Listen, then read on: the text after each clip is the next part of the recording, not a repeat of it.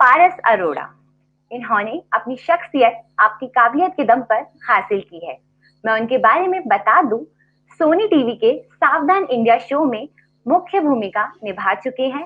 जी TV के show fear files में काम किया है।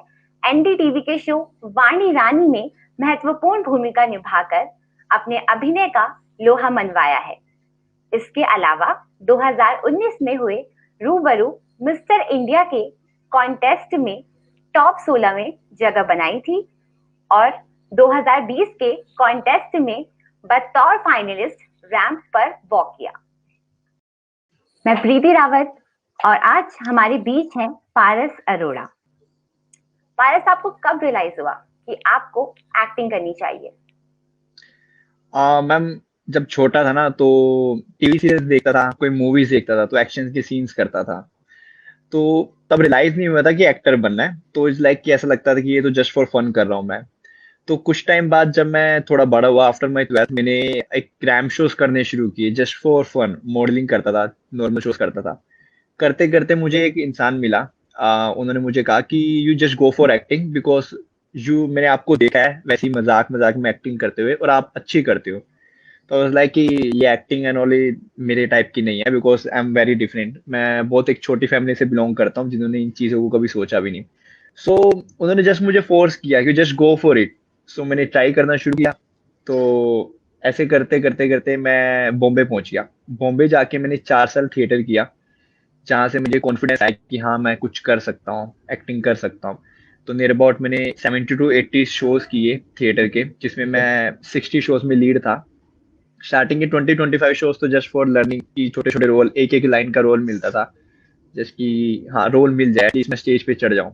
तो वहां से कॉन्फिडेंस बिल्ड होता रहा। तो बिल्ड होने के बाद मैंने 60-70 शोज किए जिसमें मैं लीड था। काफी बड़े बड़े एक्टर जैसे नवाजुद्दीन सिद्दीकी, इनके सामने भी प्ले किए मैंने। उन्होंने मुझको देखा तो वहां से बहुत ज्यादा कॉन्फिडेंस मेरा इंक्रीज हुआ, बिल्ड हुआ। तो उसके बाद से मैंने फिर सीरियल्स में ऑडिशन देने शुरू किए, मूवीज में ऑडिशन देने शुरू किए। तो ऐसे करते करते मैं सब कुछ करता गया। आपकी इंस्पिरेशन कौन है? मेरे इंस्पिरेशन शाहरुख खान जी हैं बिकॉज वो एक ऐसे एक्टर है जिन्होंने अपने बलबूते पे सब कुछ किया है। वो इंडस्ट्री में आए थे, एक छोटी फैमिली से बिलोंग करते थे और इंडस्ट्री में आए थे। उनको कोई जानता नहीं था। उन्होंने बहुत स्ट्रगल किया, स्ट्रगल करने के बाद ही गोट सक्सेस।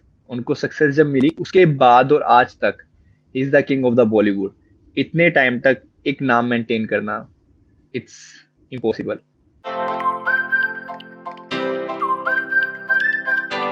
और आपकी फेवरेट प्लेस कौन सी है? Place, my favourite place is Goa. Okay, nice. आपने इतने सारे कैरेक्टर प्ले किए, तो अब तक का आपका फेवरेट कैरेक्टर कौन सा रहा है? वेल, मैंने एक करेक्टर प्ले किया था थिएटर शो में, विच इज ऑफ मुंशी। जब बहुत पुराने जो प्लेस होते हैं ना, या बहुत पुराने पहले हमारे देश में, जब आजाद नहीं हुआ था हमारा देश, तब ना किसान जो होते हैं ना, किसान, उन उस वक्त ना मुंशी चलते थे, जो किसानों का या ठेकेदार जो बड़े बड़े लोग होते हैं उनका हिसाब रखते थे। तो मैंने एक रोल प्ले किया था मुंशी का। It was a negative role. मैं 80 ईयर्स का उसमें था और मैं बहुत ज्यादा ओल्ड एज दिखाया गया था और वो मुंशी बहुत ज्यादा मतलब नेगेटिव में था। तो वो रोल मुझे प्ले करने में 6 मंथ्स मैंने उसकी प्रैक्टिस की थी because that was very tough role for me. एक 21 साल का लड़का एक 80 साल का रोल निभाना तो बहुत मुश्किल था मेरे लिए। तो उसमें मुझे सबसे ज्यादा टाइम लगता और that was my favourite role. और आपको जब चिल आउट करना होता है तो आप क्या करना पसंद करते हैं? मैम, चिल आउट करने के लिए एक्चुअली मैं मोस्टली अपने फ्रेंड्स को साथ पार्टी करता हूँ। बट मैं ज्यादा पार्टी फ्रीक वगैरह नहीं हूँ।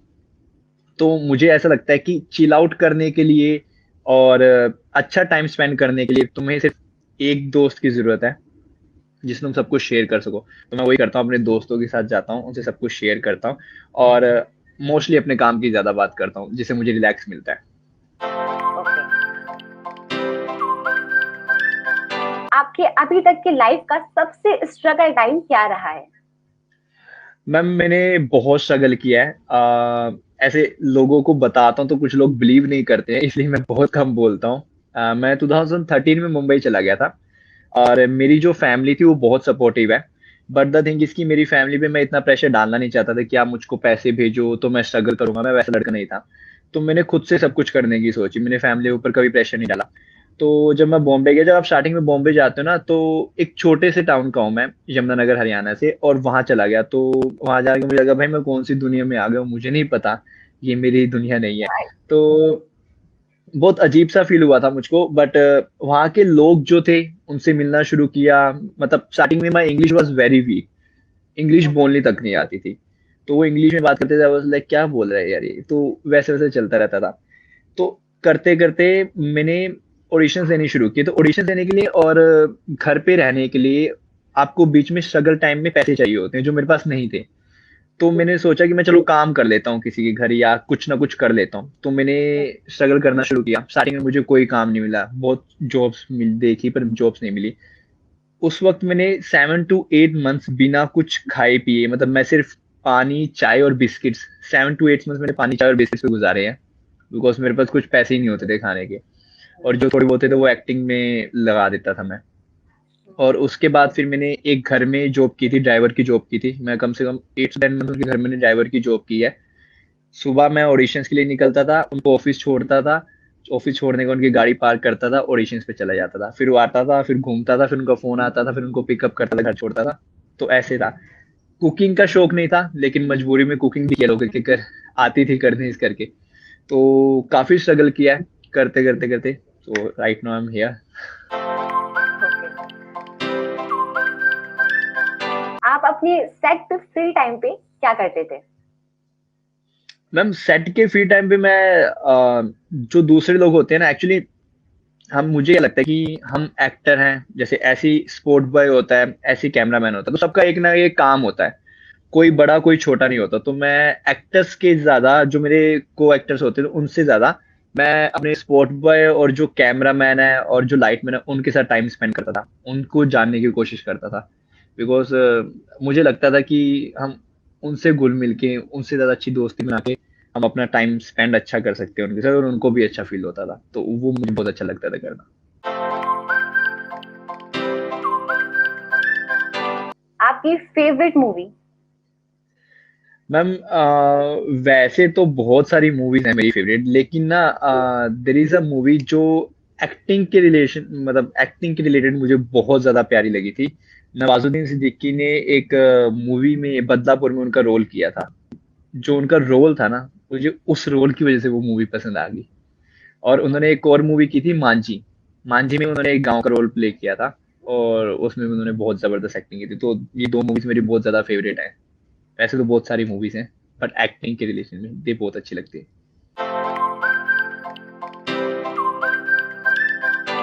एनिमल से कोई अटैचमेंट है आपको? बहुत ज्यादा अटैचमेंट है मैम। एक्चुअली मेरा एक एनजीओ है, साई एनजीओ नाम करके। मैं उनके साथ काफी टाइम से जुड़ा हुआ हूँ, और मैं उस एनजीओ के थ्रू एनिमल्स की हेल्प करते हैं।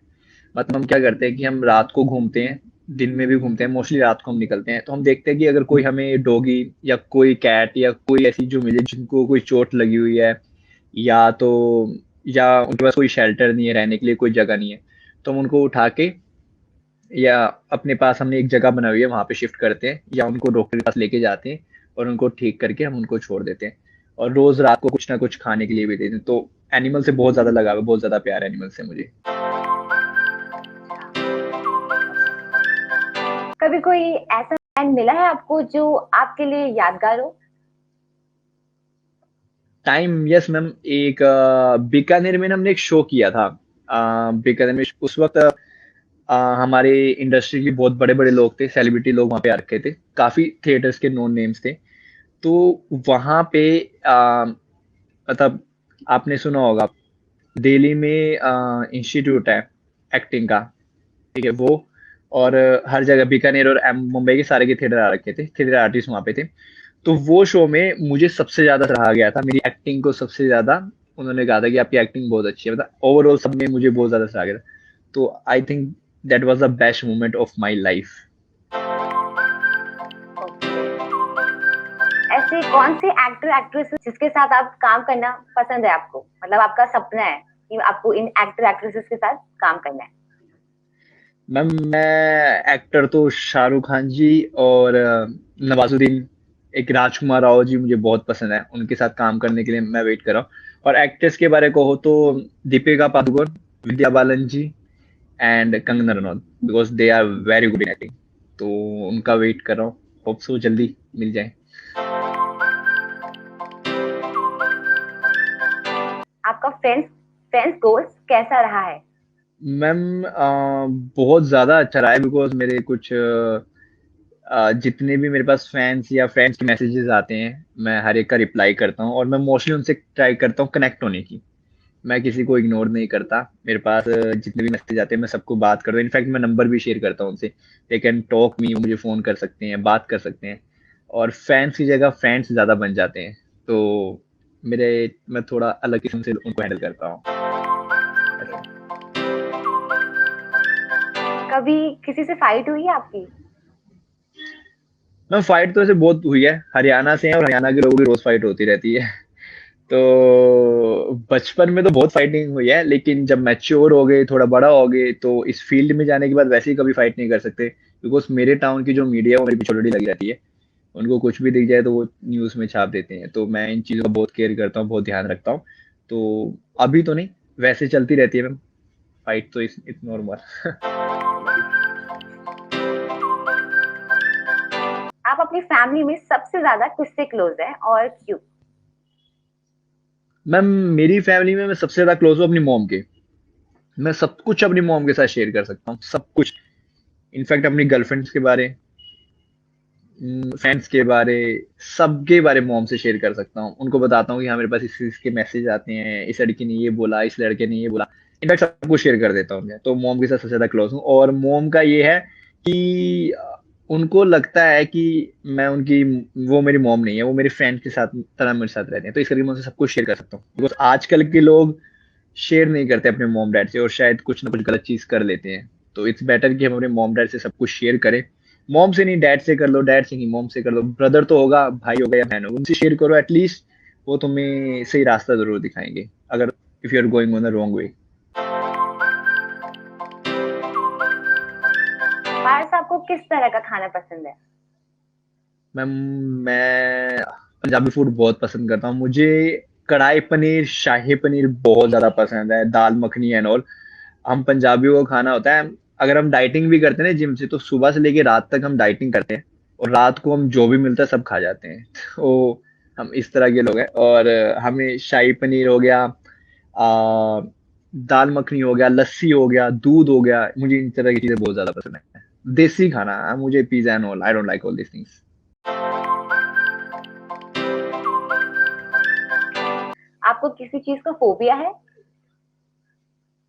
नो मैम, फोबिया किसी चीज का नहीं है, लेकिन हाँ डर लगता है कि मेरे कुछ चहीते लोग हैं मेरी लाइफ में, वो मुझे छोड़ के ना चले जाए, तो मैं थोड़ा सा सहम सा जाता हूँ, दैट्स इट। वैसे कोई फोबिया तो नहीं है ma'am.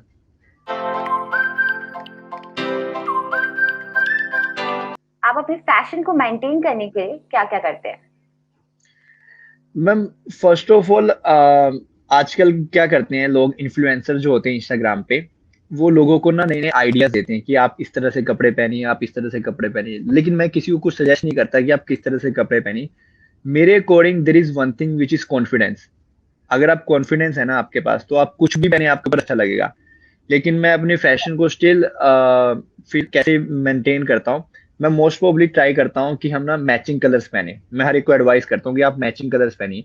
If you are wearing blue T shirt then you have to wear blue shoes with black jeans, तो वो मेंटेन हो जाएगा आपका, it will look good on you. तो इसी तरह की चीजें मैं लोगों को एडवाइस करता हूँ, और अपने फैशन को मेंटेन करने के लिए मैं मोस्टली हर समर और हर विंटर शॉपिंग बहुत ज्यादा करता हूँ और उनको अपने तरीके से पहनता रहता हूँ।